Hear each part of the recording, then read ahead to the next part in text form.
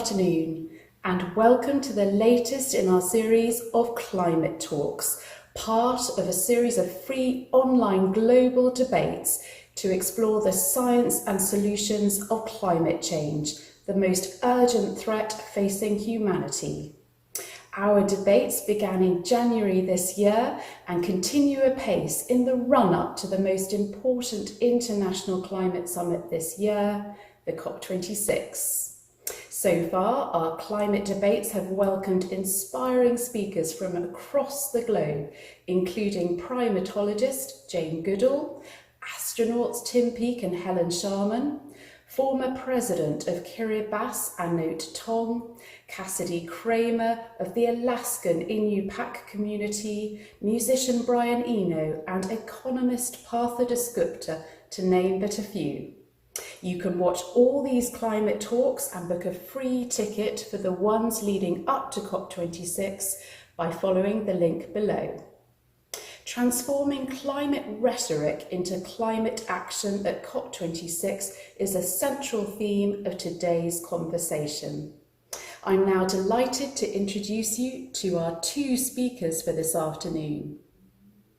Firstly, welcome to former British Prime Minister Tony Blair, whose Institute for Global Change today published their report, Minding the Gap: Success at COP26. In the first few months of being in office, Mr. Blair's government was amongst the first in the world to sign the Kyoto Protocol, the first agreement between nations to mandate reductions in greenhouse gas emissions, which place climate change firmly on the global agenda. And also a warm welcome to United States Special Presidential Envoy for Climate, previously the 68th US Secretary of State, John Kerry. As America's top diplomat for global change, his tenure was marked by the successful negotiation of the Paris Climate Agreement at COP21 in 2015, and he will have a fundamental role to play in representing the leadership of the United States as the world's largest economy at COP26 in November. Between them, they have decades of experience on the global stage. Mr. Blair, Secretary Kerry, welcome to the Science Museum Group Climate Talk Debate.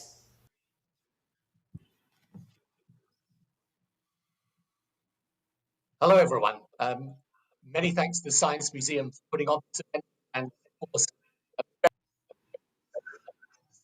John Kerry, who is the climate change envoy of the United States of America. And we're really, really grateful and honored, John, that you could join us for this conversation. And let's get right into it. So, in your speech last week, you referenced the fact that you go back a long way with this issue. Right? You were at the Rio Summit in 1992. Then fast forward to when you were Secretary of State, 2015 at Paris. And now I think it was a huge sigh of relief globally when you were put in charge of this US with the new administration, obviously a profound change of policy. So here's my opening question. Over this last 18 months, we've been dealing with COVID-19 emergency. And, people have come together. Technology and science has accelerated. There's been superhuman efforts, maybe not enough, but superhuman nonetheless, certainly unprecedented effort in order to tackle this crisis of the pandemic. Is it possible, do you think, to bring the same sense of urgency to the climate debate now, when my perception is that globally today there's pretty much a consensus that we need to tackle the problem? The question is, can we match the wave of the will? Well, Tony, first of all, it's a great privilege to be here with you, and I'm delighted to join you in the museum for this conversation. It is not only possible, it is imperative. And and I mean imperative. And many scientists, many people have stood up and said, this is existential. And I was just in a conversation a couple of days ago with the leaders of island states. They're now trying to figure out where they're going to move their populations in many cases. You have people moving around the world as a consequence already of the uninhabitability of locations, 130 degrees, 132, 3 degrees. And the changes are happening so rapidly that the imperative of moving faster because of tipping points. I spoke recently with one of the top scientists in the world, and I said, what worries you the most, Ed? From the evidence you see? And he said, what worries me is that we're beyond several tipping points. The tipping points of Arctic, tipping points of the Antarctic, tipping point of coral reef. And we're seeing changes as a result that have a profound impact on. So yes, it is imperative that we move, and it's imperative we move for the following reason. The scientists told us in 2018 that we have 12 years back then, 2018, within which to make the critical decisions that will avoid the worst consequences of the climate crisis. So we blew 3 of those years, unfortunately, because the United States was not at part of it, and we're the second largest emitter. And other people said, oh, we don't have to take it too seriously because the president's against it. So now we're in the exact opposite. President Biden is seized of this issue. We know we have to deal with it and move fast.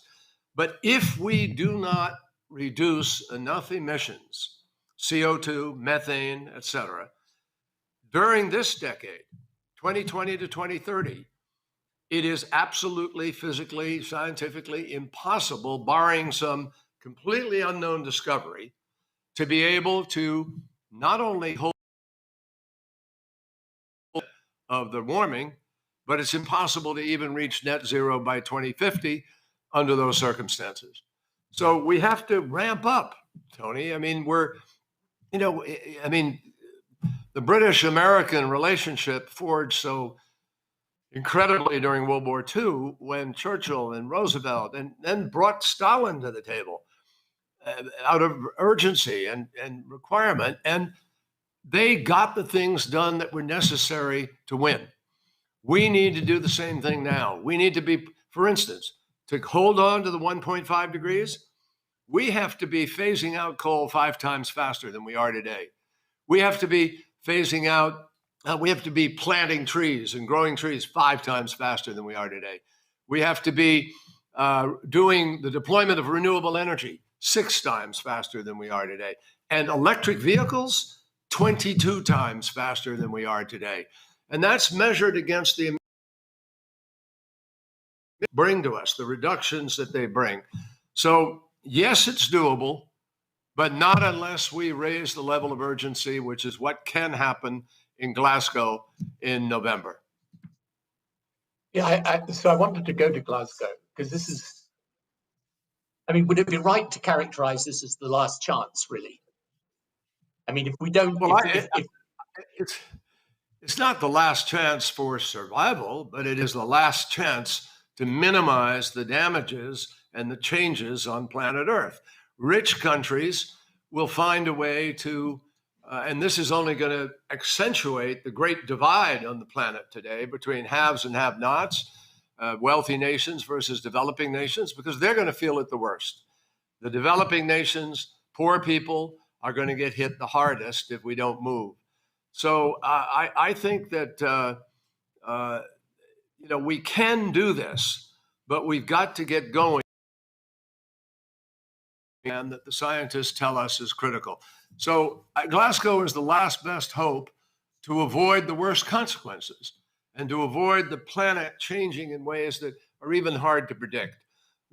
As the Himalayas glaciers are melting, Arctic is melting 4 times faster than it was 10 years ago and more than anywhere else. The greatest warming on the planet is in the Arctic.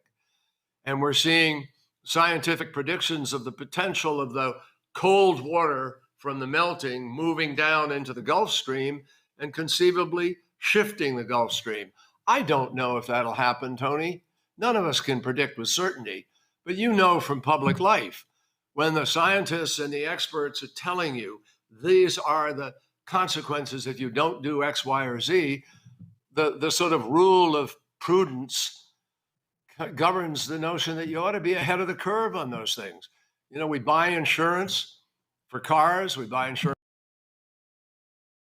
health insurance, hoping we won't get sick, but we're not buying insurance on planet Earth against not something that might be a 5 or 6% chance you see it and it happens, but 100% chance that some of these things are going to happen. So that's why we've got to really pick up speed. Yeah, and I guess, I mean, the thing I think that has changed, partly because people are just watching events around the world. I mean, my sense when I was first dealing with this, with the Kyoto Treaty, and then we passed first climate change legislation in the UK, and I was always saying to people, look, just as a precautionary principle, we should be taking this issue really seriously. But I think if you fast forward to today, the numbers of climate change deniers are thankfully, relatively small. I think there's a much greater public awareness. But when so it's all about, as it were, we've got a paper out today at my institute called Mind the Gap: Ambition and Reality as We Have It at the Moment. And to your point of how we make sure that people are more ambitious now and deliver more than, significantly more, materially more than they have been before. When you go around and you're talking to people around the world, do you think this is grasped by the leadership of the world? Not everywhere. In some quarters, absolutely, where people are really experiencing it and face grave consequences. I mean, Bangladesh, 2/3 of the people are exposed. They're about a foot or a meter maximum above sea level. I just read a report today that says a vast proportion of Vietnam is going to be underwater because the Mekong Delta is at sea level, and a great amount of the mangrove. So the consequences are huge in certain places. But believe me, I mean, Shanghai will feel it. London, you have a river that comes up from the ocean. It's going to go up. Boston, we're seeing on a sunny day, a high tide. Water comes over the seawall. I mean, we are going to face this. Now, here, I want to make sure that I make it clear to listeners. This is not, it doesn't have to be doom and gloom. It doesn't have to be a negative journey. I believe that the things that are beginning to happen now, the private sector is moving very rapidly through ESG requirements, environment, social governance requirements in the boardrooms of corporations. You have major institutions. I've been working with the 6 largest banks in America, and they have committed over the next 10 years to invest $4.16 trillion over 10 years as a floor, not a ceiling. And BlackRock, he's confident that BlackRock will put about $1 trillion itself into this kind of investment in the next years. So people are chasing new technologies. I just had a long conversation with CEOs of various hydrogen companies. And you're going to have green hydrogen, blue hydrogen, which is hydrogen with gas, and has some downsides. Green is hydrogen that's going to be produced clean by renewables or no carbon production. And the bottom line is that with battery storage longevity, with green hydrogen, with direct air capture as a possibility for how we suck carbon out of the atmosphere, we have the ability to go on an incredible technology journey here. We can't rely on that. We can't bank on it and bet, oh, I don't have to do anything because there's going to be a technology, because you can't bet. But I am confident that we're going to have breakthroughs that are going to help facilitate this effort. And the jobs that can be created, Tony, are extraordinary. We In the United States, we're now having this infrastructure legislation passing through the Senate, beginning to pass through the Senate. That will help us build a grid in America. I mean, here we are, the nation that went to the moon, invent vaccines, cure diseases. We can direct a rover around Mars, but we can't send an electron from California to New York. It's crazy. So this legislation is actually going to now open up a smart grid for America, where we use artificial intelligence and quantum computing, and we can send energy from one part of the country to another, depending on where the wind is blowing and the sun is shining and so forth. And it will reduce the cost of energy. It will make it far more efficient. And most importantly, it's going to for people all around the world. We lose 10 million people a year to air pollution deaths. We lose 5 million people a year to extreme heat deaths. I mean, we will have a better quality of life if we pursue this goal and rapidly develop these technologies and deploy them. And I think, there'll be less cancer, less complications of a pandemic like COVID for people with emphysema or heart disease. We will have less children hospitalized every year, which we do in America during the summer because of environmentally induced asthma. We spend about $50 billion a year just on that. So I think the quality of life will grow. And finally, fastest growing job in America last year was wind turbine technician. Second fastest growing job in America was regrettably nurse practitioners because of COVID. Solar panel installer. And the Labor Department predicts those will be the 3 jobs that actually grow this year again. So I think there's a huge economic benefit to doing this. John, what's one thing I want to explore in a moment is how we help the developing world. But what's necessary to incentivize the acceleration of the development of that technology? Because obviously, in the end, the technology is not good. It can be supported by government, but you need to really get the private sector both investing, as you say, but also with incentives for major companies to change the way they do business, to change the way they work. Well, a number of things, Tony. One, the Treasury Department is talking about requirements for disclosure in the world of finance. Have to evaluate their investments based on a long-term analysis of what the impact of climate is going to be on those investments. And that's going to have an impact on the allocation of capital. That will have an impact. That will help drive this. Secondly, we need to legislate a set of incentives, a production tax credit, an investment tax credit. That is shown to have profound impact on choices people make about where to put capital. Thirdly, I think we need to guarantee that the developed world, the 20 countries, equal 75 to 80% of all emissions. Those 20 countries are basically the G20, not exclusively.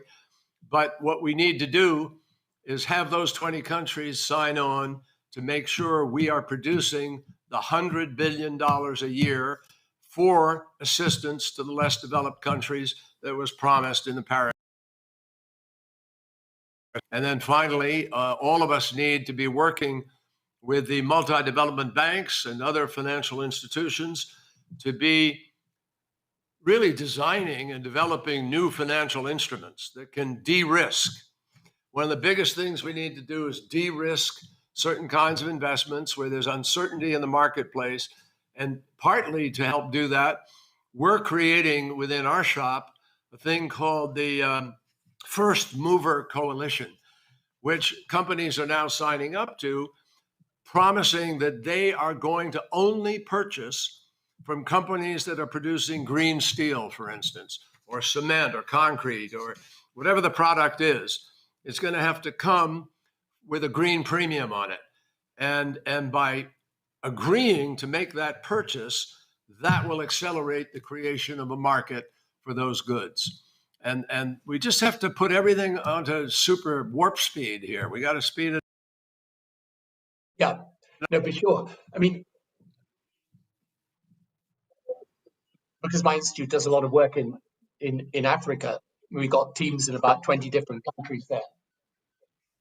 And one of the things that I focus on specifically, and I'd be really interested to hear how you see this, is when you look back over the last 30 years, those countries that have created the problem, the developed world, have been reducing their emissions.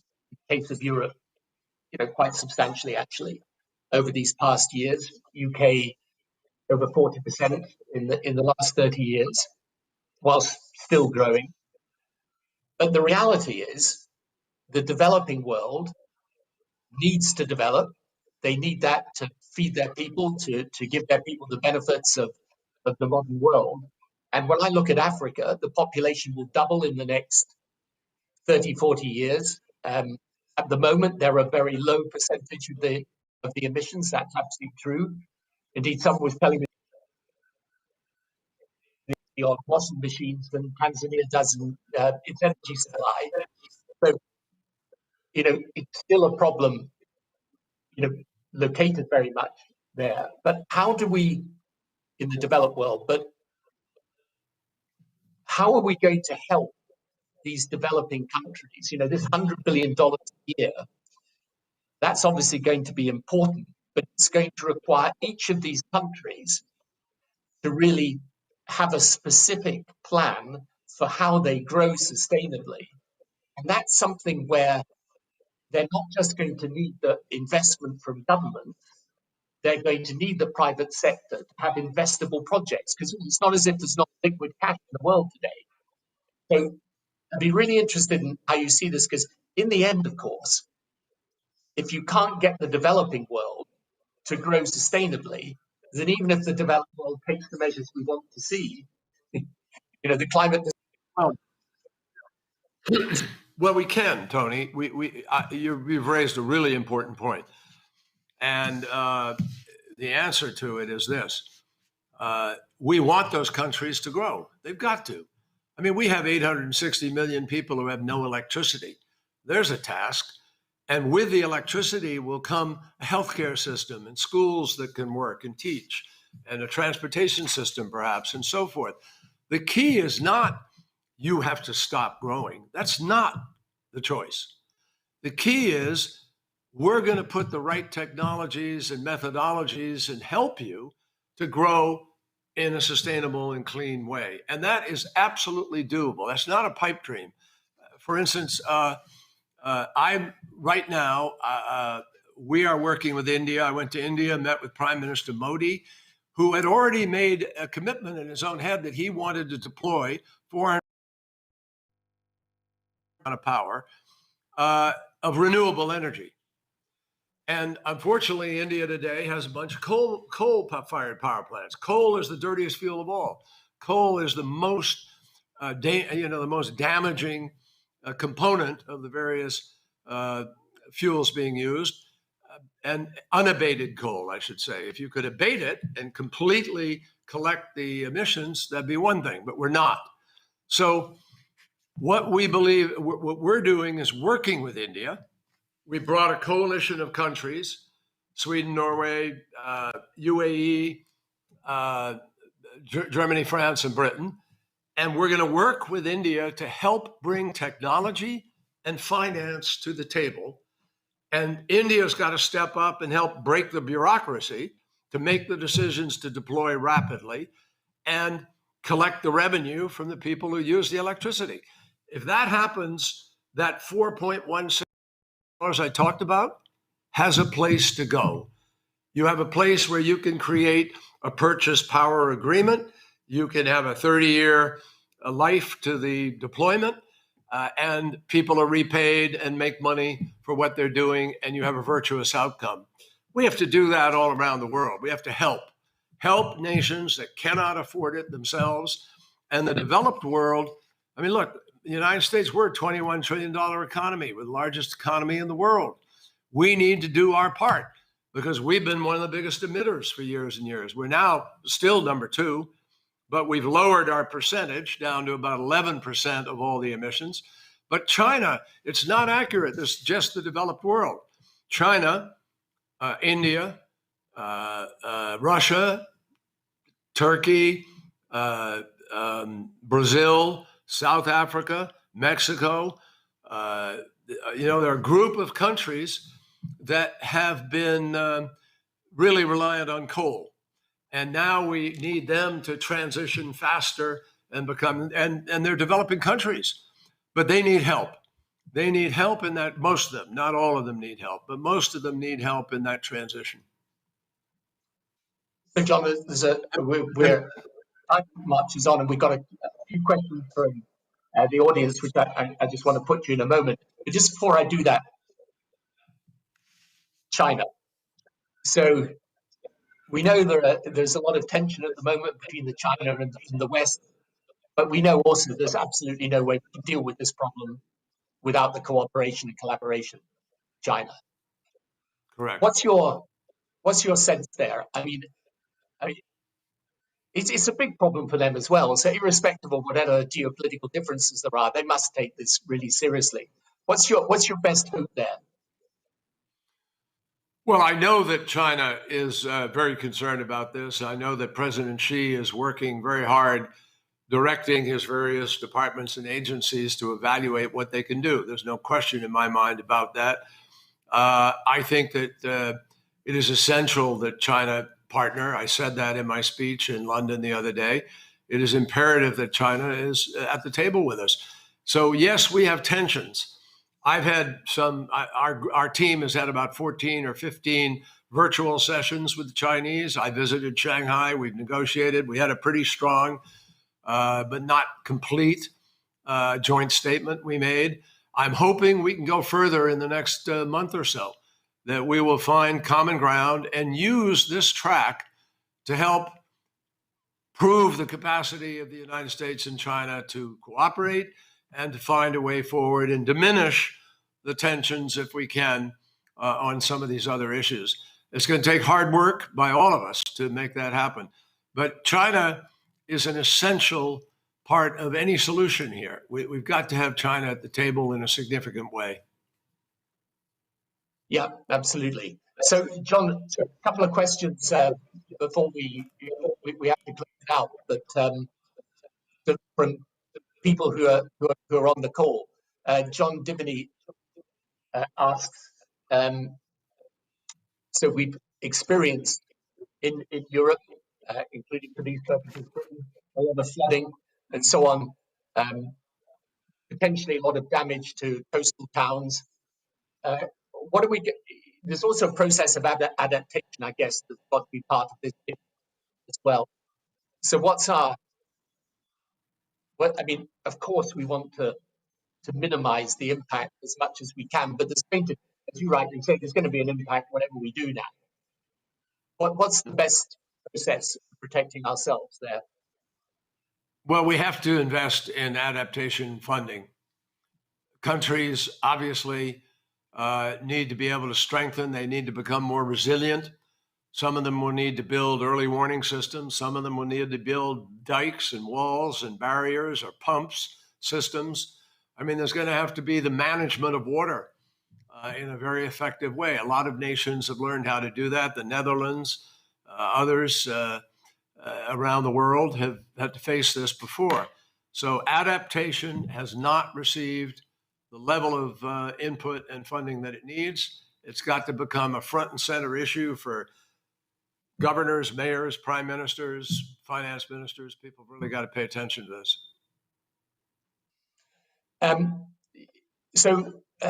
Someone, Pippa from London, asked a question that I'll slightly amend, which is, both of us have been in government in times gone by. Are there things that we believe, in retrospect, had a negative effect on the climate, but we didn't necessarily realize that at the time?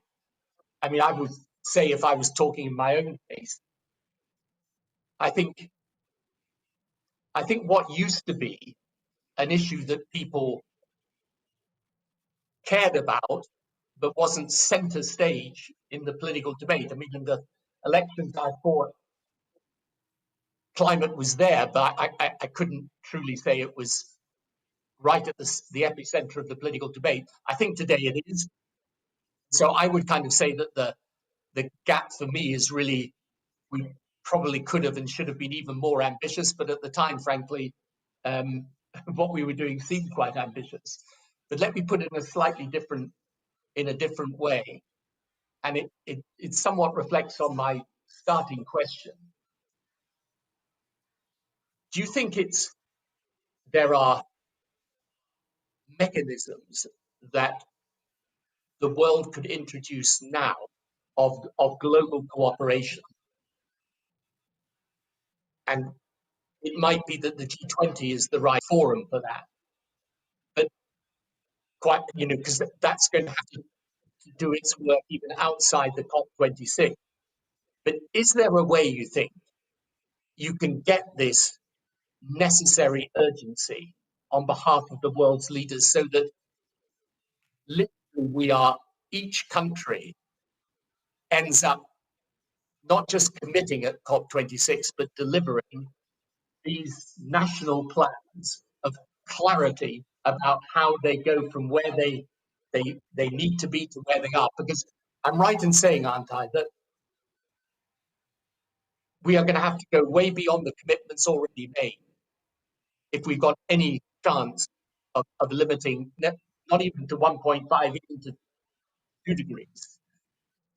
So is that urgency, are the mechanisms we should be thinking about that will allow us to govern this thing even outside of the big COP conferences? I think, Tony, that it's a good question. It's a tough one because we have obviously the United Nations, we have the World Health Organization, we have G20, G7, various entities. I think the most critical thing right now is to get the largest emitting countries to make the decision they're going to move with the speed that I talked about earlier. And if you've just got the top emitters in that group, China, US, EU, Russia, India, and maybe a couple of others. If that happened and they all agreed to move faster and became a kind of organizational force, if you will, truly committed to this, I think you'd have just a remarkable downstream impact. And the marketplace would follow in the most extraordinary fashion. We could bring consortia together to do the research and development. We're going to try and do that anyway. I just had a meeting yesterday with our Energy Secretary, Jennifer Granholm, and with a bunch of deputies later to talk about how we can bring new efforts to the table that will spur greater action. And the idea, I mean, we should cooperate with China on hydrogen, for instance. And there are other areas we could cooperate. And if we did that and brought others to the table even, we could maybe get there faster. We could accelerate this significantly. I think that I think we ought to try to work through some of the existing structures, because you sometimes can expend, and you know this better than anybody, because you've been a prime minister and for a long time, rearranging the deck chairs on the ship often requires the expenditure of more political capital than the outcome is worth it, right? So you may be better off just galvanizing people in an informal way and bringing them together, much as I said, Churchill and Roosevelt and people did in the war. But it's really interesting, Tony. In World War II, in 1943, it was not clear the Allies were going to win in the winter of 1943. And what they needed to do was know how they were going to gain control over the seas, gain control over the air, gain the capacity to break through the barriers and land forces on the mainland of the continent, in France and elsewhere. And Paul Kennedy at Yale has written a book called The Engineers of Victory. And it talks about the mid-level folks who were charged with the responsibility to go out and find the way to do this. Tell us how we do it. And they did it. They absolutely did it. And they did it in a world in which we turned a Ford Motor Company plant in Michigan, started turning out B-24 bombers, one every hour. That's how serious it was. We need, as I said earlier, we need to be deploying renewable energy 6 times faster. What have we done to do that? Not much, really. Left it sort of to the marketplace, business as usual. But, you know, we do have a Defense Production Act in the United States, which allows us to make a decision to harness that private sector energy. And, you know, I've suggested to a number of people that that's exactly what we ought to be doing now, to have a different supply chain structure for panels and other things that we need to be making. Yeah, you know, I think it's really interesting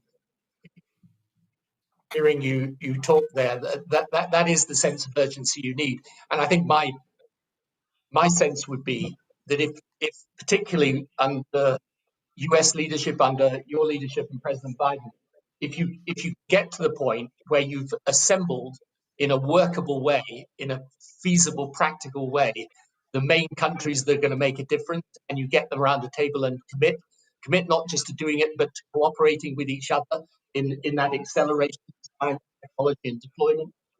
No, I think that is the right way to do it. I think it will take something like that, because even if you get the COP26 outcome that we require, in the end, we know it's going to come to those main countries to drive that change.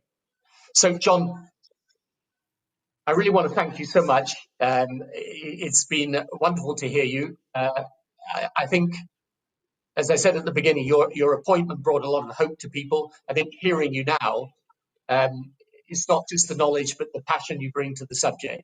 So, you know, every strength to your arm, and very best of luck with all that you're doing. And we're incredibly grateful that you should come and do this event with us today. My privilege, Tony. I'm really happy to do it. And thank you for being interested in it and wanting to do it. And I hope to see you soon. I hope so too, John. All the very best. Thank you. Take care. Thanks, Bye-bye. everyone. Thank you. Bye-bye. Thanks. I'm Mary Archer, Chair of the Science Museum Group, and on behalf of the group, my colleagues and the audience, I'd like to offer our most sincere thanks to Mr. Blair and Secretary Kerry for sharing their enormous insights and experience with us today. In this seminal year of COP26, their remarks have been sobering, of course, but they've also encouraged us to think creatively and positively about what needs to be done. I'd also like to thank the Tony Blair Institute for Global Change for their collaboration in organising today's climate talk, and thank you to everyone who's watching. The next event in our Climate Talk series is on the 5th of August, when we'll be taking a further look at the working of COP26 with a fantastic panel of Sir David King, Nicaraguan indigenous rights activist Myrna Cunningham-Kane, and Aisha Tull.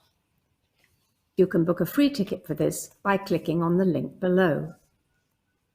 Looking further ahead to September, you'll see another in our Climate Talk series, this one on the future of sustainable agriculture, with top chef Heston Blumenthal and Petronella Halwindi, Country Director of Uganda at Farm Africa. Finally, if you'd like to support the Science Museum Group's mission to inspire the next generation of scientists, technicians, engineers, mathematicians, and medics, you can find a link below to click to make a donation. Thank you once again for joining us, and good day to you all.